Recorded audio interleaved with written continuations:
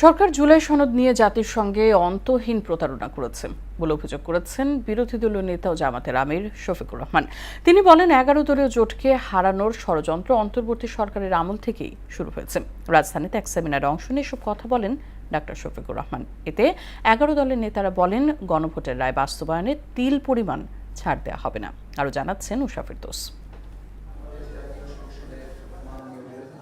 গণ অভ্যুত্থানের চেতনা, গণভোটের রায় বাস্তবায়ন এবং জুলাই গণহত্যা ও মানবতা বিরোধী অপরাধের বিচার শীর্ষক জাতীয় সেমিনারের আয়োজন করে ১১ দলীয় ঐক্য।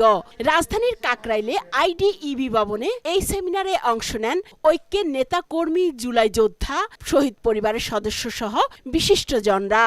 গোপন কারাগারে আটক রাখার ভয়াবহ অপরাধ করেছিল। জোট নেতারা বলেন গণভোটের রায় বাস্তবায়ন না করে দেশকে নতুন রাজনৈতিক সংকটের দিকে নিয়ে যাচ্ছে বিএনপি। নতুন করে রক্তপাত এড়াতে রায় বাস্তবায়নের বিকল্প নেই। শহীদদের গল্পগুলো মুছে দেওয়া হয়েছে। ১৪০০ শহীদদের কোনো আমলনামা নাই, তাদের কোনো জীবনী নাই।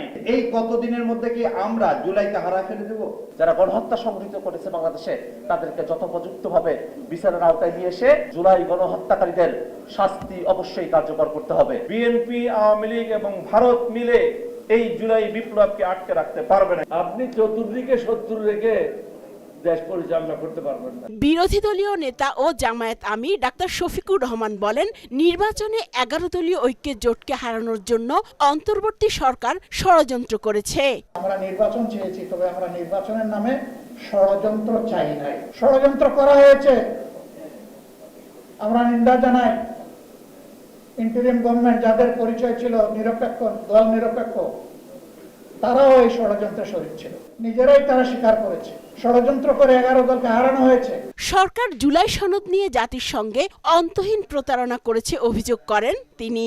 রাজনৈতিক দল কিংবা প্রতিষ্ঠানের পক্ষ থেকে জাতির সাথে যদি এই ধরনের তামসা এবং প্রতারণা করা হয়, তাহলে ভবিষ্যতে মানুষ রাজনীতিবিদদেরকে আর সম্মান করবে না।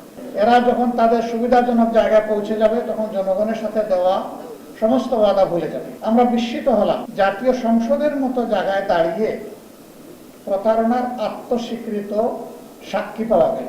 নেতিবাচক রাজনীতি পরিবর্তনের অঙ্গীকার নিয়ে গণভোট হয়েছে বলেও মন্তব্য করেন জামায়াত আমির।